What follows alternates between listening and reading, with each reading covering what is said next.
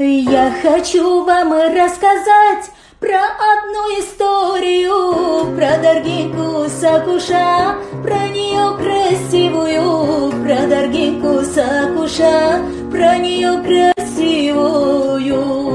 Полюбил ее пастух, но не смог он ей сказать, о любви сказать ей вслух, предпочел он промолчать, о любви сказать ей вслух, предпочел он промолчать. Вот такая вот беда у немого пастуха, пока он овец считал, счастье свое проморгал. Вот такая вот беда у немого пастуха, пока он считал овец, счастью вдруг пришел конец.